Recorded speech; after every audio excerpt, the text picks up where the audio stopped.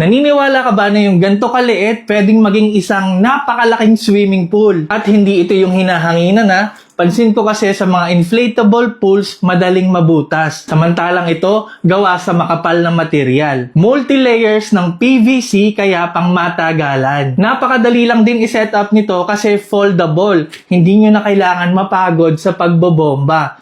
O kaya naman magkandalito-lito sa pag-assemble nito. Kasi itong foldable pool na to, isang piraso lang. Kahit mag-isa ka lang, kayang-kaya mo tong i-set up. Reinforced din itong swimming pool kasi may mga triangle support sa paligid nito. Siguradong matibay kaya maraming summer nyo pa ito magagamit. At dahil foldable, kapag tapos na ang summer, napakadali lang din nito iligpit. At ganito lang kaliit yung konsumo sa storage space. Pinakamalaking size ng swimming pool itong kinuha ko pero available din to sa mas maliliit na sizes. Tamang-tama to kung may mga bata kayo sa bahay. At kahit matatanda, siguradong may enjoy to kasi napakainit ngayon sa Pilipinas, di ba? Mag-enjoy mag-swimming kahit nasa bahay lang. Check out nyo na to sa link o kaya naman sa Yellow Basket.